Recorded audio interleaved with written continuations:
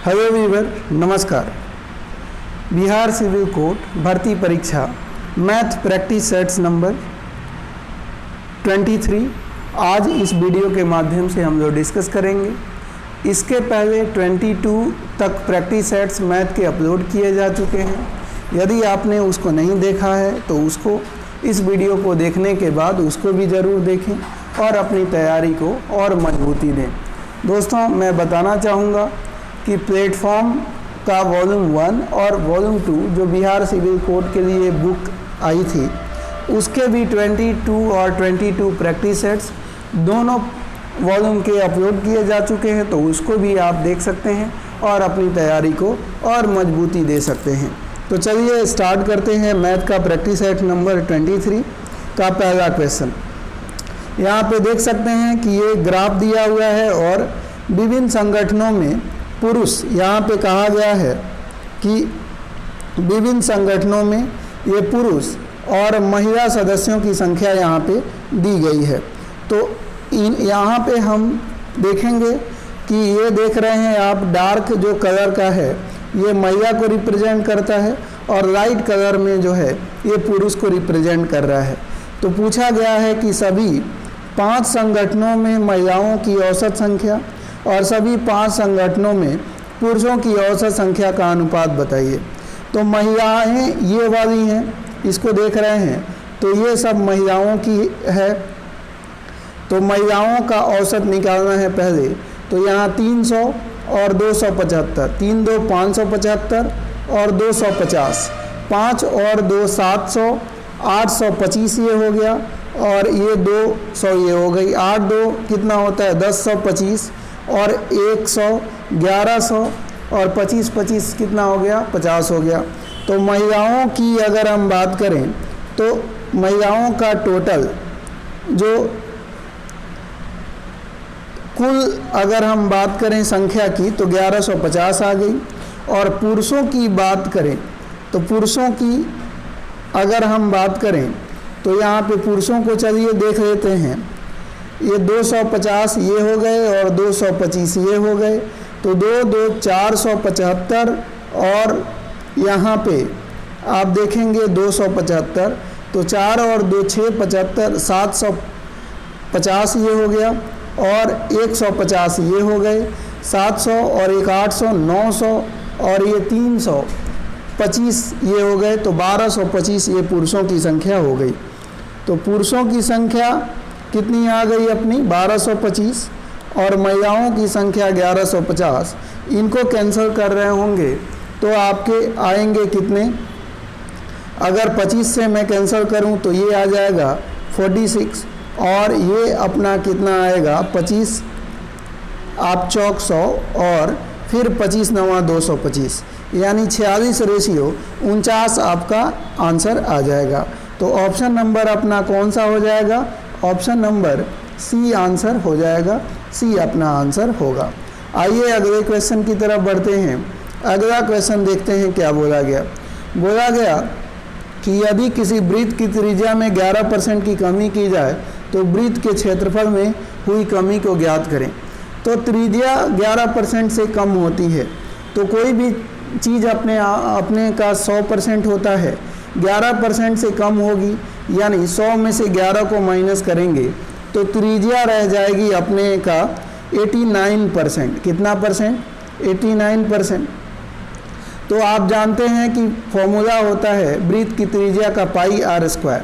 तो पाई कांस्टेंट रहेगा, कॉमन रहेगा, r को हम स्क्वायर करेंगे तो यहाँ पे 89/100 कर रहे होंगे। तो यहाँ पे अपनी आ जाएगी 10,000। कितना हो जाएगा 10,000 और फिर 89 इंटू 89 करेंगे तो 90 माइनस 1 अगर से मल्टीप्लाई करेंगे तो ये भी 89 होगा। तो 9 9 जा 81, 9 8 जा 72 और 8 72 8 81 ही होता है, फिर 0 हो जाएगी। तो 8110 में से 89 को माइनस कर लीजिए। 10 में से 9 गया 1, यहाँ 10 में से 8 गया 2, यहाँ पे अपना 0 और यहाँ पे हो जाएगा कितना, यहाँ पे 8 का 8 हो जाएगा। यानी 8021, 10 में से 9 गया 1, यहाँ 0 हो गई, तो 10 में से 8 गया 2, यहाँ अपना 9 का 9 रहेगा और यहाँ 2 1 हो जाएगा, यानी 8 7 यहाँ पे हो जाएगी दोस्तों। कितना हो जाएगा, एक बार फिर से ये देखिए मैंने क्या कहा, ध्यान से देखिएगा। यहाँ पे मैं ये कह रहा हूँ कि 9 9 जा 81, 9 8 जा 72 और 8 कितना होता है 80, ये हो गया, और 0 का 0।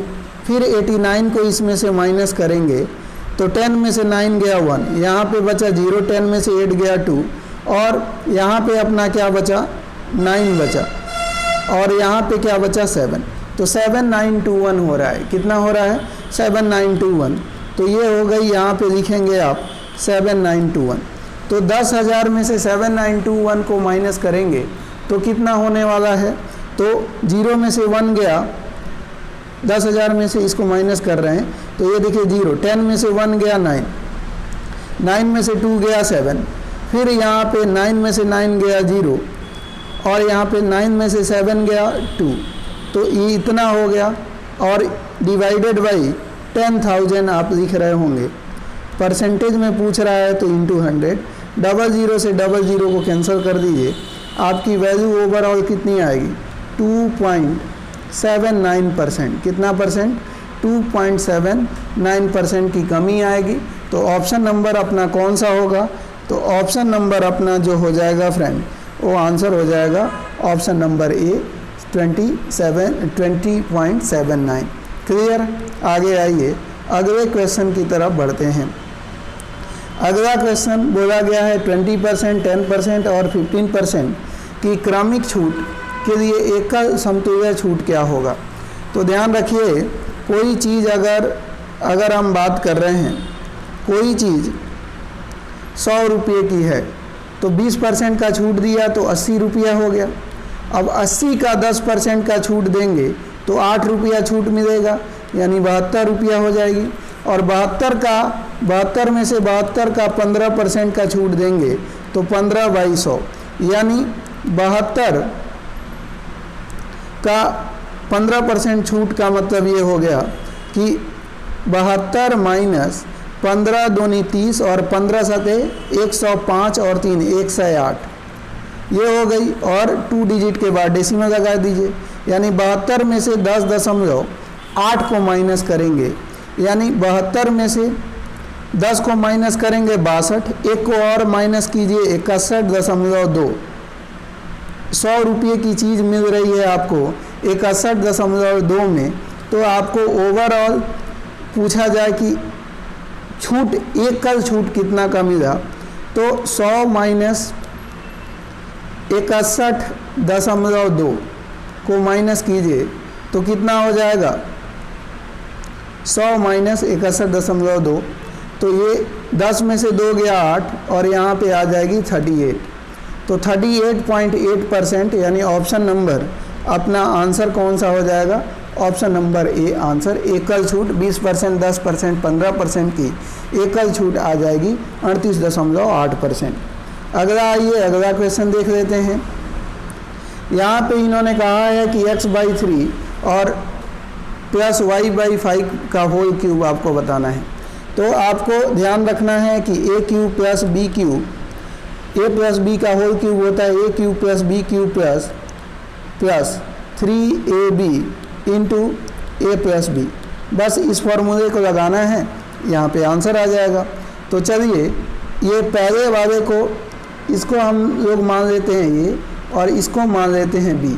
तो a का क्यूब यानी x/3 का होल क्यूब आप करेंगे तो a cube plus b cube यानी y/5 का होल क्यूब करेंगे, फिर प्लस 3ab, 3 a की वैल्यू x/3, b की value y/5 into a plus b यानी x/3 प्लस y/5।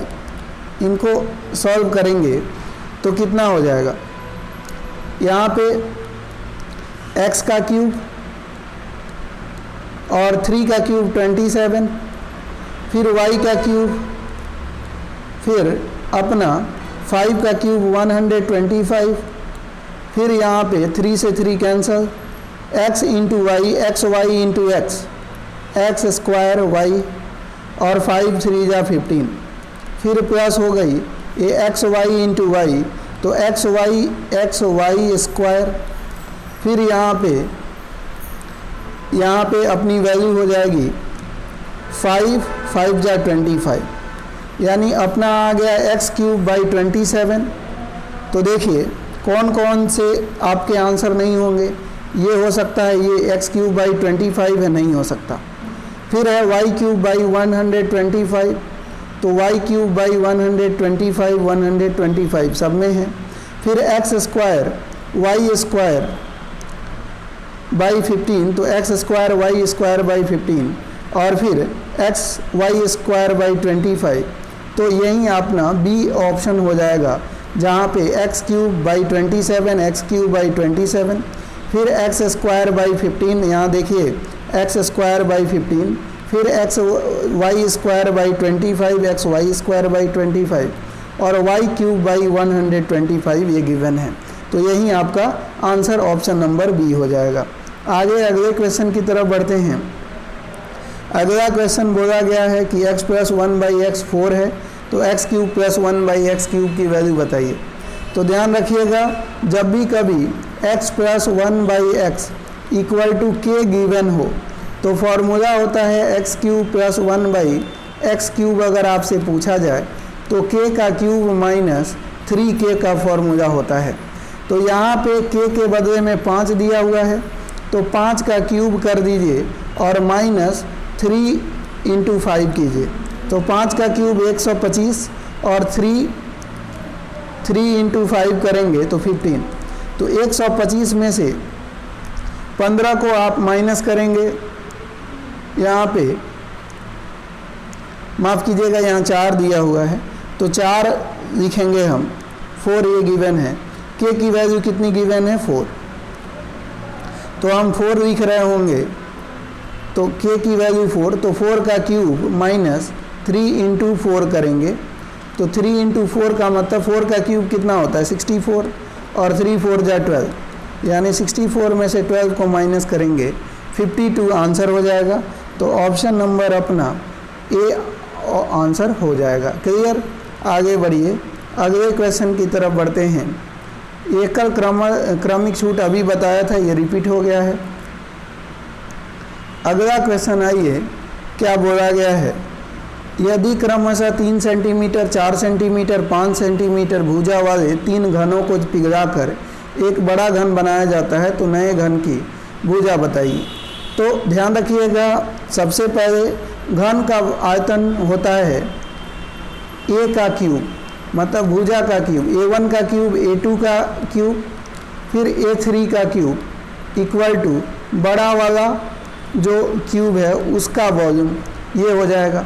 तो a1 3 है तो 3 का क्यूब हो जाएगी 27, फिर 4 है तो 4 का क्यूब हो जाएगा 64, और 5 का क्यूब हो जाएगी 125।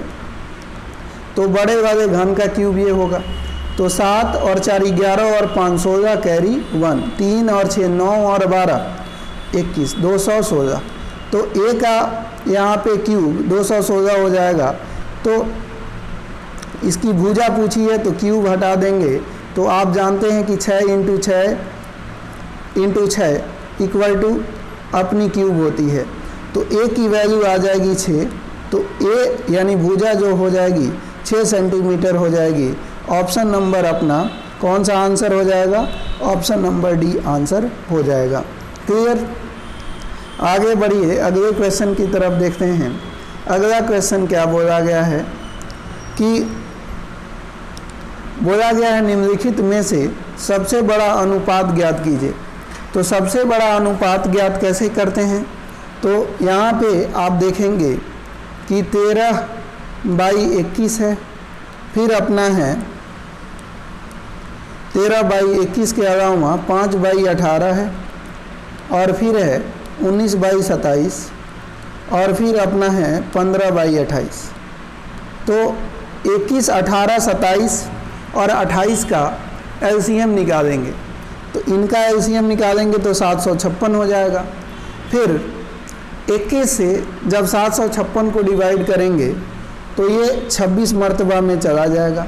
तो 26 से 13 को मल्टीप्लाई करेंगे तो 338 आ जाएगा। कितना आएगा? 338। फिर 18 को अगर हम 756 से डिवाइड करें तो ये 42 बार में जाएगा। तो 42 इंटू 5 करेंगे तो 210 हो जाएगा। फिर 27 से 756 को डिवाइड करेंगे तो 28 दफ़ा जाएगा। तो 28 से 19 को मल्टीप्लाई करेंगे तो 542 आ जाएगा। और फिर 28 को 756 से डिवाइड करेंगे तो ये कितनी बार में जाएगा? तो ध्यान रखिएगा, अगर इसको हम डिवाइड करेंगे तो 28 दूनी आप जानते हैं 56 होता है, तो यहाँ 2 हो गई। और फिर उसके बाद 28 दूनी 56, और फिर यहाँ पे कितनी बची? मतलब मैं क्या कह रहा हूँ कि अगर आप 28 से 756 को डिवाइड कर रहे हैं तो कितनी आ जाएगी? 28 दूनी 56 आ जाएगा। 15 में से 6 गया 9, 6 में से 5 गया 1 यहाँ पे। फिर आपका 196 आएगा। फिर अगर हम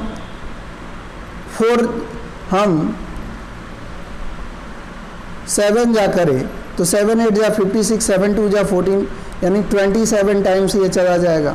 तो 27 बार इसको करेंगे तो 15 सते कितना होता है? 105, और 15 दूनी 30, और 10 कितना हो गया? तो 15 सते अपनी आ गई 105, 10, और 15 दूनी 30 और 10 कितनी हो गई? 15 सते 105, 15 दूनी 30 और 10 40, 405। तो ओवरऑल इनमें सबसे बड़ी संख्या तीसरी है, तो तीसरा क्या होगा? 19 रेशियो 27 सबसे बड़ी संख्या, सबसे बड़ा अनुपात होगा। ऑप्शन नंबर सी आपका आंसर हो जाएगा। क्लियर? आगे आइए अगले क्वेश्चन की तरफ बढ़ते हैं। अगला क्वेश्चन क्या बोला गया, पढ़ते हैं। बोला गया यदि कोई आदमी 20 पुस्तकें 1800 में बेचता है तो 5 पुस्तकों के क्रय मूल्य के बराबर लाभ होता है। तो एक पुस्तक का क्रय मूल्य बताइए। तो मान लेते हैं 1 बुक की सीपी आपकी x है, तो 20 पुस्तकों को बेच रहा है, तो 20 की सीपी कितनी रही होगी? 20x रही होगी। तो 20 बुकों को 20x में बेचा तो 20x में 20x मूल्य रही होगी, और उनमें जो है 5x 20x मूल्य के चीज़ों को 5x का फ़ायदा देकर बेच रहा है, यानी 25x में बेच रहा है। और 25x कह रहा है कि 1800 में बेच रहा है, तो x बराबर 1800 डिवाइडेड बाई 25। तो 25 सते 175, 25 दूनी 50। तो एक किताब का अगर क्रय मूल्य की बात करें तो कितना हो जाएगा? 72 रुपया। तो एक बुक को बेचा होगा 72 रुपया में, यानी ऑप्शन नंबर ए आपका आंसर हो जाएगा। क्लियर? आगे बढ़िए, अगला क्वेश्चन देख लेते हैं। अगला क्वेश्चन क्या बोला गया? बोला गया है कि 2 संख्याओं का अंतर उनमें से बड़ी संख्या के 20% के बराबर है। यदि छोटी संख्या 40 है तो बड़ी संख्या क्या होगी? तो बड़ी संख्या को मान लिया x है, छोटी संख्या 40 है, तो x माइनस 40 घटा रहे हैं, तो कह रहा है कि x का 20% के बराबर आ रहा है। 20% ऐसे होता है, तो 20 एकम 20 25 है, x बाई 5। तो मैं क्या करूँगा कि ये x है, ये x बाई 5 को इधर लेकर आऊँगा, तो x माइनस एक्स बाई 5, 40 को इधर लेकर जाऊँगा तो प्लस का 40। तो यहाँ हो जाएगा 5x, इससे इसको मल्टीप्लाई करूँगा, माइनस एक्स बाई 5 बराबर हो जाएगी 40। तो 5x में से x को माइनस करेंगे कितना? 4x बाई 5 बराबर हो जाएगी 40, यानी 4 दहाँ का 40। ये 5 इधर जाएगा तो x की वैल्यू 10 पचे 50। तो बड़ी संख्या बोली जाए क्या थी? 50 थी, यानी ऑप्शन नंबर आपका ए आंसर हो जाएगा। आगे आइए अगले क्वेश्चन की तरफ बढ़ते हैं। अगला क्वेश्चन क्या कहा गया? 3 लड़के और 5 लड़कियां किसी कार्य को 6 दिन में पूरा कर सकते हैं। 2 लड़के 7 लड़कियां उसी कार्य को 8 दिनों में पूरा कर सकते हैं। 8 लड़कियां को उस कार्य को पूरा करने में कितना समय लगेगा। तो ध्यान रखिए, समझिए क्वेश्चन को कि 3 लड़के 3 बॉयज़ प्लस 5 लड़कियां 5 गर्ल्स, 3 लड़के और 5 लड़कियां मिलकर एक कार्य को 6 दिनों में पूरा करते हैं, काम पूरा हो जाता है। फिर बोला गया 2 बॉय और प्लस 7 लड़कियां अगर उस काम को करती हैं तो काम 8 दिनों में पूरा हो जाता है। ये दोनों वर्क कंप्लीशन है। तो 2 4 जा 8, 2 3 जा 6। अब 3 से 3 3 जा 9 बॉय, 3 से अगर मल्टीप्लाई करेंगे तो कितना हो जाएगा। आप कहेंगे 3 3 जा 9 बॉय प्लस 3 5 जा 15 गर्ल, 9 बॉयज इक्वल टू यहाँ पे 4 2 जा 8 बॉय और 4 7 जा 28 गर्ल्स। ये 9 बॉय 15 गर्ल्स, गर्ल को एक साथ, तो 28 गर्ल में से 15 गर्ल को माइनस करेंगे 13 गर्ल हो जाएगी, और 9 बॉय में से 8 बॉय को माइनस करेंगे तो 1 बॉय। तो 1 लड़का बराबर 13 लड़कियां हैं, 1 लड़का बराबर 13 लड़कियां हैं। बस इस बात को ध्यान रखना है। अब इन्होंने बोला है, क्वेश्चन में क्या बोला है ध्यान दीजिए कि 3 लड़के और 5 लड़कियां। तो 3 लड़के की बात करें, 3 लड़के और 5 लड़कियां, तो 3 लड़के बराबर 1 बॉय बराबर 13 लड़कियां हैं। तो 3 लड़के बराबर 39 लड़कियां और प्लस 5 लड़कियां, 39 और 5 कितना होता है 44। तो 44 लड़कियां क्वेश्चन में बोल रहा है कि 44 गर्ल्स एक काम को कहा गया था 6 दिनों में करती हैं। तो एक लड़की उस काम को 44 इंटू 6 दिनों में करेगी। 6 चौक 24, 6 चौका 24 और 2 26, यानी 264 काम है। एक लड़की एक दिन में एक काम करेगी। तो बोला गया कि उस काम को 8 लड़कियों से कराया जाए तो कितने दिनों में काम होगा। तो 8 3 जा 24 और 8 3 जा 24, 33 दिनों में जो है 8 लड़कियां उस काम को पूरा करेंगी। तो ऑप्शन नंबर आपका क्या हो जाएगा, ए आंसर हो जाएगा। क्लियर हो गई बात। आगे आइए, अगला क्वेश्चन देखते हैं। इन्होंने बोला है कि 4 की पावर 61, 62, 63, 64 किससे पूर्णतः कंप्लीटली डिविजिबल होगा। तो यहाँ पे ध्यान दीजिएगा, समझाने की कोशिश करता हूँ। यहाँ पे 4 की पावर 61 है, तो 4 की पावर 61 को 4 की पावर 61 है, तो ध्यान रखिएगा 4 की पावर 61 को जब कॉमन करेंगे तो ये 4 यहाँ पे देखिएगा, मैं क्या समझाने, ये 4 की पावर 61 का मतलब क्या होता है, 4 की पावर 61 इंटू 4 की पावर 0 होती है। ये 4 की पावर 62 का मतलब क्या होता है, 4 की पावर 61 इंटू 4 की पावर 1 होती है। ये 4 की पावर 61 इंटू 4 की पावर 2 होती है। और वहीं 4 इसकी बात करें तो 4 की पावर 61 इंटू 4 की पावर ये 3 रही होगी। तो सब में 61 61 61 61 कॉमन है, तो 4 की पावर को 61 को कॉमन कर दिया। यहाँ 4 की पावर 0 का मतलब होता है 1, फिर यहाँ पे 4 की पावर 1 का मतलब होता है 4, फिर यहाँ पे 4 की पावर 2 का मतलब होता है 16 और 4 की पावर 3 का मतलब होता है 64। अब पूछा गया ये इनमें से किससे डिविजिबल है। तो यहाँ पे इसको सॉल्व जब हम करेंगे तो कितना आ जाएगा, 4 की पावर 61 इंटू 4 1 5 और ये 64 और 16 70, 64 और 16 80 और 5 85, ये 85 हो गई। तो 4 की पावर 61 85 किससे डिविजिबल है, 13 से। 13 के पारे में आएगा, नहीं आएगा। 10 की बात करें तो 10 को कैसे लिख सकते हैं, 5 इंटू 2 लिख सकते हैं।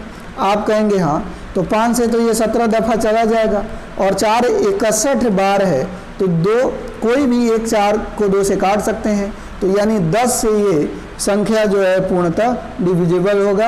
ऑप्शन नंबर बी आपका आंसर हो जाएगा। क्लियर? आगे आइए, अगला क्वेश्चन क्या बोला गया उसको समझते हैं। बोला गया किसी धनात्मक संख्या में से 3 घटाने पर वह अपने के व्युत्क्रम के 28 गुने के बराबर हो जाती है। संख्या क्या है? तो संख्या अगर 7 को मान लेते हैं, क्या मान लेते हैं? मान लीजिए 7 है, तो 7 में से अगर 3 को घटाएंगे तो कितना आ जाएगा? 4।